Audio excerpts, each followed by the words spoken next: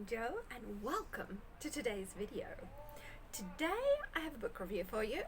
I am reviewing 7 Days to Die by Michelle Kidd. Hopefully you can see that without too much glare.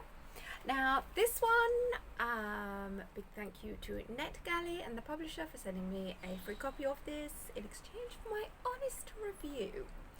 So let's get down to my honest review. Now this one, I gave this one a 4-star, very enjoyable. One thing that I should mention here is that this is the second book in the series. Okay, I wasn't aware that it was part of a series. Going into it, it was not a problem. It's perfectly fine as a standalone. I don't think that it made any difference to my enjoying reading this book. However, that said, because of how well the character development and things is done in this book, it made me think that, damn it, I should have read the first book in the series first. Because I think it would have given me more backstory on some of the different characters in this, which would have potentially made this book even better. Like I said though, it is fine as a standalone. So just keep that in mind. If you've not started the series yet, then read the first book first. I mean, generally, when you're reading a book series, it's best to read them in order. Let's be honest. But yeah, this one was fine as a standalone. So, what can I tell you about this? I'm looking here because I have notes written down on a piece of paper. Because I don't want to forget anything important. So, anyway, this book is set with the backdrop of the 2012 Olympic Games ceremony in London. Okay, so this is set in the UK. If you're looking for UK reads, check this one out. It's actually one of the things that appealed to me for this book because I wanted to read some more UK based books in the UK, as I don't know, I'm feeling kind of homesick for my birth country. But anyway, so in this one we have Detective Jack MacIntosh, who him and his team have to deal with this new case, which is these random victims turning up, these women turning up, but each one has a shoe near the body. Okay, now this turns out to be very important because the shoe doesn't belong to the victim and the victim only has one shoe on. Okay, so Jack and his team then figure that the shoe left at this scene is from the next victim. Okay, so the victim's already been taken at this point. So he has to find this killer, who there's lots of twists and turns in this story as well, which I thought was good. Kept the page turning, kept you a little bit on edge, like who's it going to be, who did it, kind of thing, and we love that in a nice murder mystery.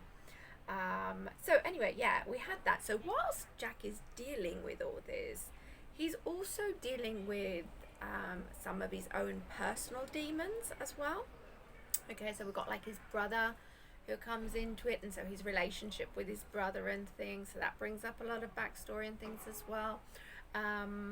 But something I should mention here as well is this book does touch on PTSD, okay, and dealing with it and things, so that's something might be interesting for some people. There might be a trigger warning for some people, but anyway, so this case is going on. He's dealing with all sorts of different things.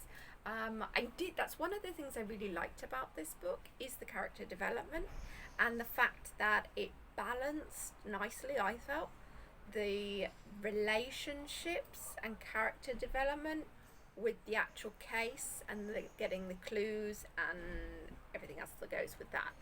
I thought it was done nicely, that one. Anyway, so the stakes go up even higher on this when Isabel, who is a friend of Detective, and also, yeah, she's involved. She's a person that they care about, and so she ends up being taken by this killer. So it puts that extra pressure on there.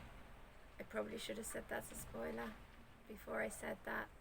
I hope it's not going to ruin it for anyone, the fact that she gets taken, but I'm not going to say any more about that just in case.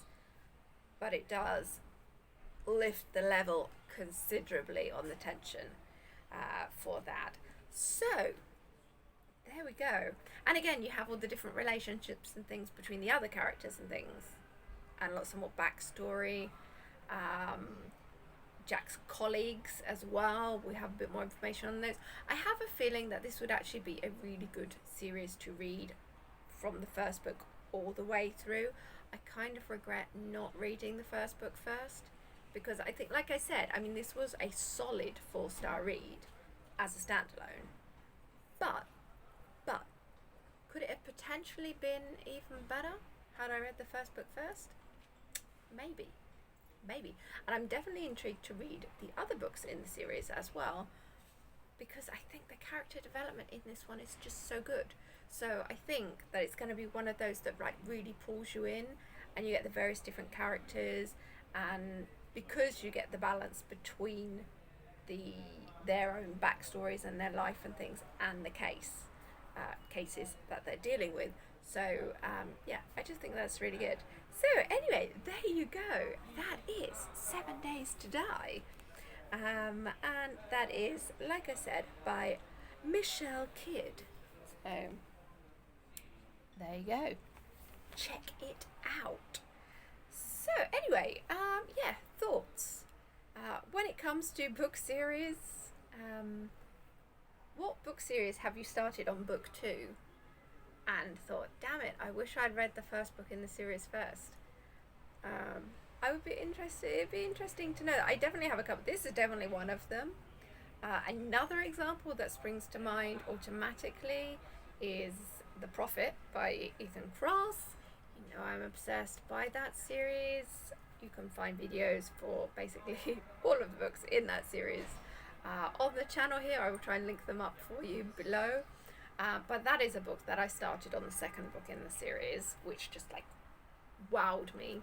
I then did eventually go back and read the first book in the series as well.